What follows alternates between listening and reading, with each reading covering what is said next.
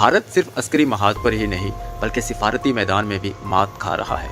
मोदी सरकार के ख्वाबों की इमारत आलमी सियासत के तूफान में हिलने लगी है।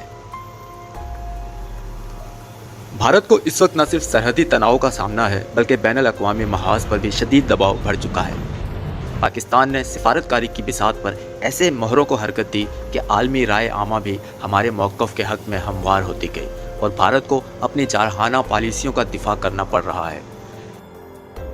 अक़वाम मुत्तहिदा, यूरोपीय यूनियन, OIC और दीगर आलमी फोरम पर भारत को शदीद तनकीद सहनी पड़ रही है। अंदरूनी मुल्क भी हालात मोदी के हक़ में नहीं। कांग्रेस और आम आदमी पार्टी ने इल्ज़ाम लगाया है कि मोदी ने कौमी सलामती जैसे हसास मसले को सियासी फ़ायदे के लिए इस्तेमाल किया है।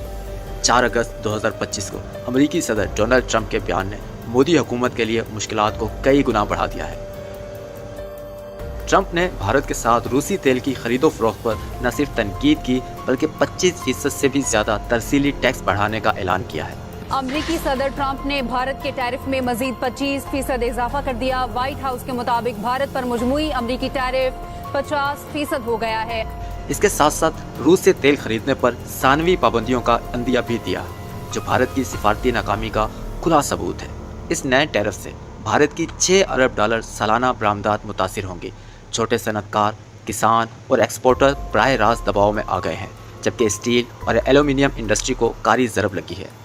मज़ीद बरआं, ट्रंप ने एप्पल और टेस्ला जैसी बड़ी कंपनियों को खबरदार किया है कि भारत में पैदावारी सलाहियत बढ़ाना अमरीकी मुलाजमतों और मैशियत के खिलाफ हो सकता है। इसके बाद भारत में काम करने वाली बैनुल अक़वामी कंपनियां भी दबाव में आ गई हैं और मोदी सरकार बेबस नज़र आने लगी है।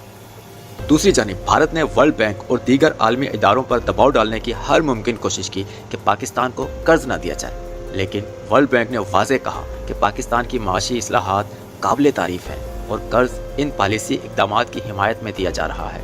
यूँ भारत की ये लॉबिंग भी नाकाम हो गई। पाकिस्तान ने निहायत हिकमत से सिफारती महाज संभाला। चीन, तुर्की, सऊदी अरब और ईरान ने खुलकर पाकिस्तान की हिमायत की। अक़वाम मुत्तहिदा की सलामती कौंसिल ने भारतीय जारियत की मज़म्मत की और आलमी मीडिया ने भी भारतीय प्रोपेगेंडे को रद्द कर दिया है। पाकिस्तान की जानदार सफारतकारी का एक और सबूत अमरीकी सदर का वो बयान, जिसमें उन्होंने कहा कि हम पाकिस्तान के साथ मिलकर तेल निकालेंगे और मुमकिन है कि कल यही पाकिस्तान भारत को तेल बेच रहा हो। भारत के भरपूर दबाव और मुखालफत के बावजूद IMF ने पाकिस्तान के कर्ज प्रोग्राम को रूल ओवर कर दिया। आर्मी चीफ के हालिया सऊदी अरब और चीन के दौरे मईशत में इस्तेहकाम और सरमायाकारों के एतमाद में इजाफे का बाइस बने हैं।